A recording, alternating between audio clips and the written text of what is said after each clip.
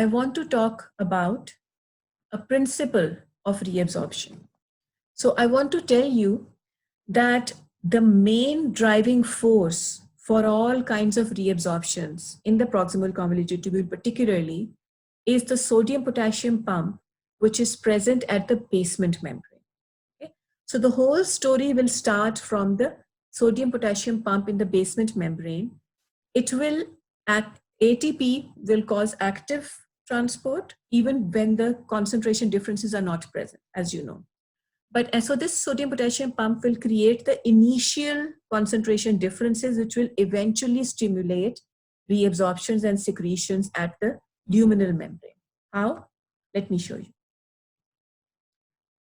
So if you see this proximal convoluted tubule cell, remember this is the first half. In this half, this is the main driving force, sodium-potassium pump at the basolateral membrane. Now this is the lumen of the nephron. These are the cells lining the nephron, first part of the proximal convoluted tubule. And this is the basolateral membrane of the cells, along which will be the peritubular capillaries, which will eventually reabsorb. This sodium-potassium pump will cause sodium to move out of the cell into the blood and cause potassium to move from the blood into the cells. This will create a relative deficiency of sodium inside the cells. This will stimulate the sodium to come in from the lumen, activating the sodium proton antiport. So a counter transport mechanism triggered by decreased sodium in the proximal convoluted tubule, which was produced because of the sodium potassium pump. So this is the active part here, and it triggers the rest of the processes. So this is a kind of secondary active transport because it is secondarily using concentration differences created by this primary active transport over here. So sodium enters and proton leaves. But again, in order to work this two-way door, sodium needs to enter and proton needs to leave. Only then this secondary transport will work. Where does this proton comes from? Inside the proximal convoluted tubules, first half, inside the cells, there is carbonic anhydrase, which will combine the carbon dioxide, which is present everywhere. It is a dissolved gas, with water to produce carbonic acid, which breaks down to form bicarbonate and proton. Bicarbonate will be reabsorbed into the blood, and proton will be used to run this counter transport protein. So the sodium can enter and proton can leave. At this point, take a few seconds and think about what will happen if we inhibit this carbonic anhydrase. If carbonic anhydrase is inhibited, proton will not be produced, which is the second key to run this sodium proton antiport. Sodium will not be reabsorbed, it will remain in the tubular fluid.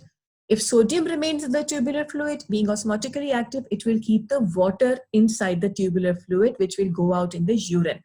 And what you get is diuretic. So have you heard of diuretics? Carbonic anhydrase inhibitors are used as diuretics to cause increased. Yes, so that when you have edema or you want to decrease blood pressure by increasing the water loss from the body, then we use sometimes carbonic anhydrase inhibitors as diuretics, like acetazolamide. It's also used to prevent cerebral edema when we go to mountains, to prevent acute mountain sickness. So whenever we want to make sure water is lost from the body. So this is the mechanism how it works. Carbonic anhydrase inhibitor will prevent the formation of the proton, which is necessary to run the sodium proton counter transport system. Sodium will not be reabsorbed, water will not be reabsorbed, and more water will be lost in the urine. Understand? Now, this was the first half of the proximal convoluted tubule.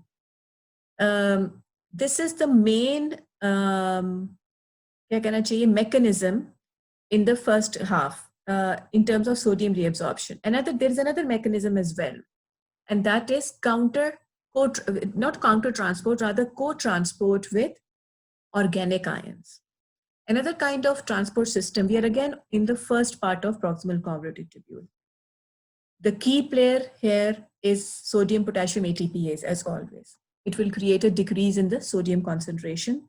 But this time, in order to compensate it, we're not talking about the sodium proton antiport. That is there. But in addition, we have sodium glucose co-transport. Remember when we talked about glucose titration curve, I mentioned how glucose is reabsorbed. This is that glucose. Yes, ma'am. This is the transporter. Sodium will drive glucose with it, and these two will be reabsorbed. Glucose, the sodium which is reabsorbed will again be gotten rid of by sodium potassium pump. Extra sodium also goes out by a pump, and this glucose has a pump in the basolateral membrane. And this is, however, not only used for glucose, it is used for other organic substances as well, like amino acids. So organic substances, amino acids, and glucose are absorbed in the proximal convoluted tubule by this mechanism. The second half of PCT. The second half of PCT is also reabsorbing sodium and chloride. But the mechanism here is different. How? Like I said before, the key player is sodium potassium ATPase. Sodium goes out, potassium comes in, and this is primary active transport. ATP is required. When the sodium will come out, the deficiency which is created will be filled by sodium proton antiporter over here. Now, this was in the proximal convoluted tubule. We also had sodium proton antiporter, but it was linked with only carbonic anhydrase. The difference here is that this proton in the second part of PCT is not linked with and antiporter is not linked with carbonic anhydrase as such. It is linked with another counter transporter or another antiporter lying just next to it. So sodium proton counter exchange is linked with chloride anion counter exchange. So they're lying side by side. Sodium is coming in, pushing out the proton. But just right next to it is another protein, transport protein, which is pulling chloride in and pushing out an anion, which can be bicarbonate, it can be an organic anion. There are multiple options. When this proton goes out, it actually combines with the anion, and the combined product is again reabsorbed. When it is reabsorbed, it breaks down again to provide the proton which will drive the counter transporter over here, and the anion which will provide the counter transport over here. So the anion and proton just keep recirculating inside and outside, just to serve the purpose of providing partner for sodium in this antiporter and a partner for chloride in this antiporter. So net effect is sodium and chloride enter together, but not through the same transporter. Remember that. In the second half of PCT, sodium and chloride are entering together, but sodium is reabsorbed and then goes to the blood via ATPase. And this chloride, which is reabsorbed, then enters the blood via this potassium chloride co-transport. And where is this extra potassium coming from? This is the same extra potassium which was being pumped in by sodium potassium pump.